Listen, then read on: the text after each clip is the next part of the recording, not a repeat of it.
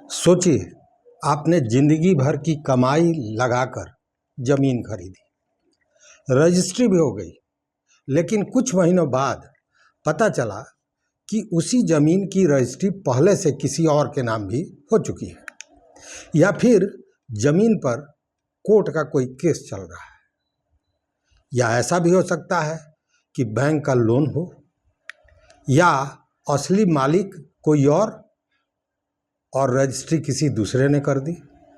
बिहार में ऐसे हजारों मामले हर साल सामने आते हैं, लेकिन अब बिहार सरकार एक ऐसा कानून और डिजिटल सिस्टम ला रही है जो जमीन माफियाओं, फर्जी रजिस्ट्री और विवादों पर सबसे बड़ा प्रहार माना जा रहा है।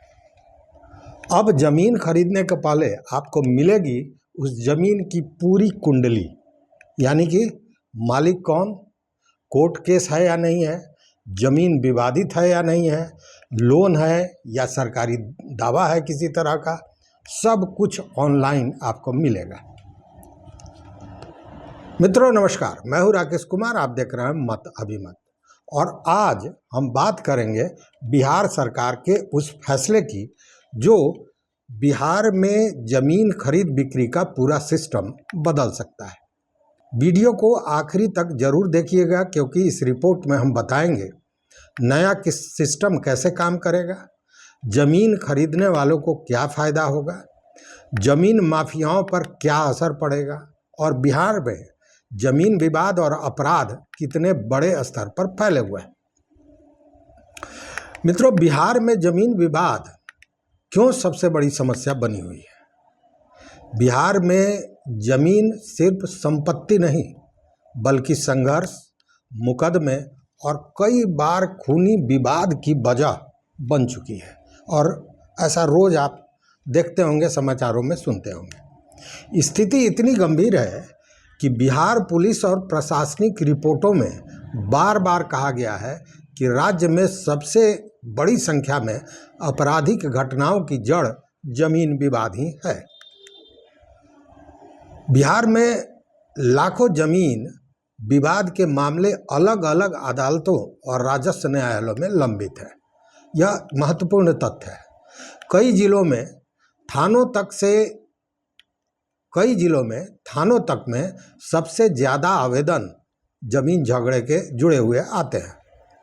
गांव में होने वाली गोलीबारी, मारपीट और हत्याओं के पीछे अक्सर जब इसकी जांच होती है तो जमीनी विवाद ही सामने आता है। एक ही जमीन कई लोगों को बेच देने का मामला लगातार आप देखते होंगे, सुनते होंगे, खबरों में पढ़ते होंगे। कई बार लोग नकली कागज बनाकर जमीन बेच देते हैं। कई बार भाई भाई में जो विवाद होता है उसमें तीसरे व्यक्ति को जमीन बेच दी जाती है। और सबसे बड़ा खेल होता है फर्जी रजिस्ट्री का। अब सवाल यह है कि इन सारी चीज़ों को रोकने के लिए सरकार कौन सा नया सिस्टम ला रही है। अब बिहार सरकार जो नई डिजिटल व्यवस्था ला रही है उसमें जमीन खरीदने से पहले खरीदार को ऑनलाइन आवेदन देना होगा। आवेदन में क्या क्या जानकारी उन्हें देनी होगी यह स्पष्ट समझ लीजिए। देखिए, खाता नंबर, खेसरा नंबर जिसको खसरा नंबर भी कहते हैं, जमाबंदी नंबर, रकबा, जमीन मालिक का नाम, जमीन किस श्रेणी की है, कोई कोर्ट केस है या नहीं है, मतलब कोर्ट केस की क्या स्थिति है, कोई बैंक लोन है या नहीं है, सरकारी दावा है या नहीं है, और विवाद की क्या स्थिति है। यानी अब जमीन खरीदने के पहले उस प्लॉट की पूरी हिस्ट्री, ज्योग्राफी आपके मोबाइल या कंप्यूटर पर होगी। अब यह सूचनाएं आपके पास आ गई, लेकिन इसकी जांच कैसे होगी कि जो सूचनाएं आई हैं वो सही है या गलत है।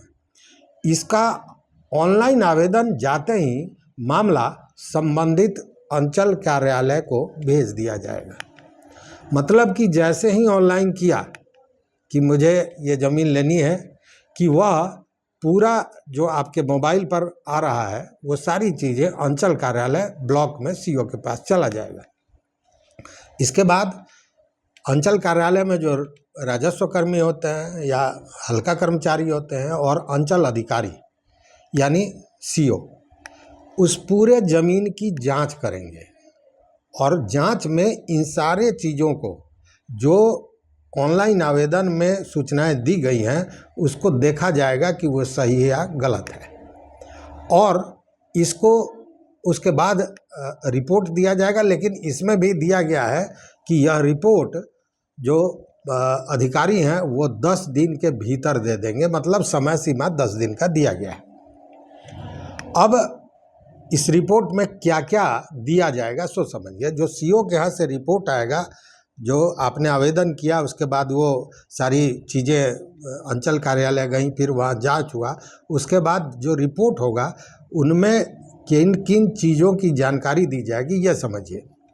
पहला कि ज़मीन विवाद मुक्त है या नहीं है, दूसरा कोर्ट केस है या नहीं है, तीसरा मालिकाना जो नाम दिया गया, मालिक का नाम दिया गया है वो सही है या नहीं है, चौथा फर्जीवाड़े की आशंका है या नहीं है।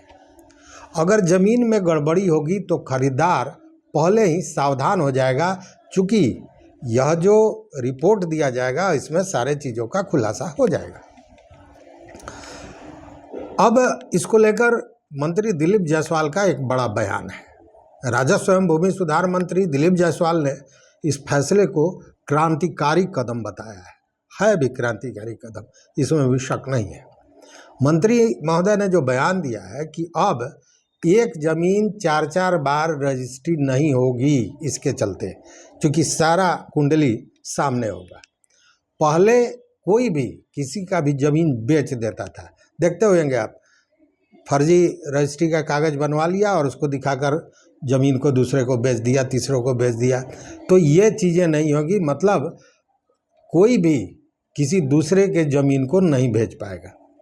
तीसरी बात जो मंत्री महोदय ने कही वो यह कि अब राजस्व विभाग की क्लियरेंस के बाद ही रजिस्ट्री होगी, मतलब कि जब तक अंचल कार्यालय से रिपोर्ट नहीं आएगा और उसमें ज़मीन को साफ सुथरा क्लियरेंस सर्टिफिकेट नहीं दिया जाएगा तब तक ज़मीन की रजिस्ट्री नहीं हो सकेगी।